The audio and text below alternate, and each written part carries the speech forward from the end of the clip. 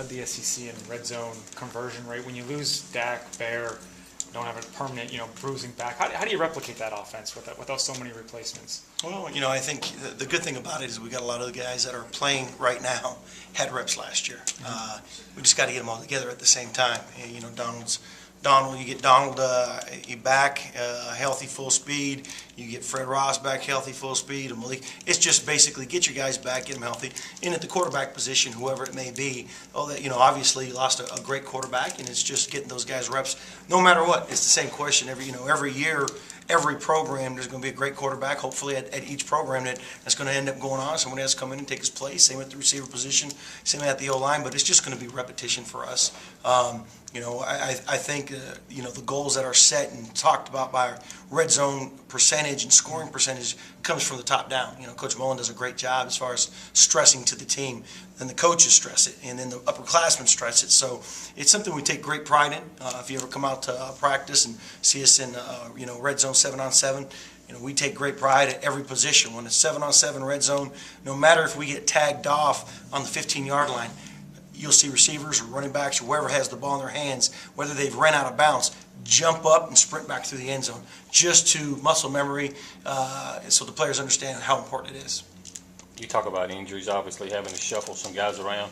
How much of it is it a luxury to have guys like Fred and Gabe Miles and Dedrick that can play inside and outside? Well, we've been banged a little bit. Kind of almost every guy you said has been banged at one time or another. But when you bring them in the young guys, and you teach them to learn the formations and again, like I said, the concepts, once the players understand that and understand how valuable it is for them to have playing time if they learn multiple positions.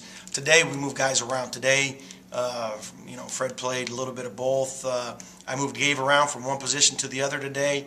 Dedrick, I moved him around. He wasn't, and that was out there at practice. All of a sudden, hey, boom, move guys around, switch them up positions, move Jesse inside a little bit. So it's just getting guys repetitions. Right now, this week, hopefully you make them a little uncomfortable, but at the same time, it's our offense. They should feel comfortable wherever they're at.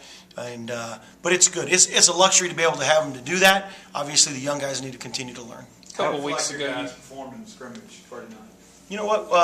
None of them graded a winning performance, but they were all pretty close. So we're close. When I say pretty close, 80% is a winning performance for me based on what we do. And there was a couple guys that were 78, 79.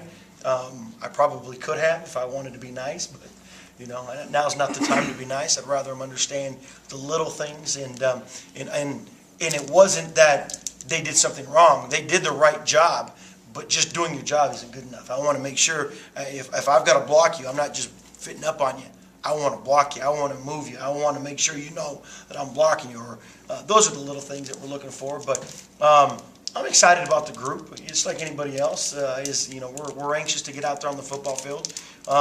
I'm anxious to get them all together, where they're all healthy and get ready to rock and roll, and we're pretty close to that. A couple of weeks ago, you mentioned you want Jamal to be a little bit more physical. Has he become that wide receiver? He's been up and down as any freshman. I think if you take a look at all the freshmen in a whole, and it's really been no different than most of the freshmen I've had before, is you're going to see some great spikes. I mean, you're like, wow. And all of a sudden, the next play, he's a freshman that just came in again and completely just doesn't go 100%. And I think that's the biggest thing is for the young guys, they really don't know how to go hard yet. What they think of going hard is, man, I went hard, really hard the last play. I need to break off, play off. No, that's not how it works. You need to go as hard as you can on every single play. If you need to play off, we'll take you out. We'll put a new guy in that's fresh. We need to make sure that they understand that. But he's coming along. Like I said, he's no different than any freshman. He's got great physical stature, so you forget about he's still a freshman. You look at him and say, gosh, he looks great. He's ready to go. But he's still a freshman. He's still learning the system. Now, he's picked it up. Now, he's one of the guys, if you ask him, what do you have on this play? He's pretty quick about telling you what his responsibility and his rules are. But then now it's just turning it over because there's different reads on the outside that you got to read. One high, two high, as a corner rolling, whatever it may be, that he's got to adjust. So the quicker he understands that, the quicker he can adjust, the faster he can play. The faster he plays, the better we are. Talk about Jesse Jackson. He's kind of that in-between guy in age. You got a lot of older guys, a lot of younger guys. Talk about Jesse's progress finally getting healthy and being there? Yeah, we're still working on him. You know, Jess is a guy that's got to be able to be a dependable guy. That, again, I told you I moved him inside today, and he's played X, Z, and H for me at all of them. I think what you find is what I'm doing right now is I want to get a stable of guys that I feel comfortable with that can move. And, you know, and if Jesse can do that, I played Jesse outside at the X position. Last year I played him at the Z. During spring ball I played him at the X. And he did some great things for me just because he's big, he's strong, and he played physical. And, you know, right now I'm playing him a little bit inside. It's about him getting comfortable, again, being able to play in the system. But again, for me to be successful with the guys that we have on the perimeter, they've got to know multiple things, you know. And, you know, I'll tell you what, when you start breaking, you know, defenses start breaking teams down and they start looking for little keys, and they're good. The coaches are great in this conference. They start looking for little keys. So, all right, he's playing X. He's only playing X. Well, the next game he may be playing H. You know, it's completely different. All of your tendencies go out the window. Now it comes back down to now they got to play fundamental against formations versus people. Are Malik and Mixon still playing primarily inside? You know, Malik. Yes, I've kind of moved him, let him stay steadily right there because he's a guy that we can put in the backfield as well and do some things in the backfield. Keith, I've moved around. Keith, I've had him play outside a couple practices to get him used to it because he's got great speed. Where I think I can use him to take the top off, kind of like what we did with Holloway at times. And you know, again, it's just learning. Once you learn what we do, and they understand it, and you simplify it for them, they can play fast, and ultimately that's what you're looking for. You're looking for a group of receivers that can play fast. You know, do I know which ones are going to play? No, not yet. We're going to figure that out this week. The players all know that, you know. I'll go back through and look at drops. I'll go back through and look at grading, who graded out winning performances throughout the 2-a-days. You know, I pointed out in the scrimmage, I want great effort. Great effort. Your great effort ain't what my great effort is.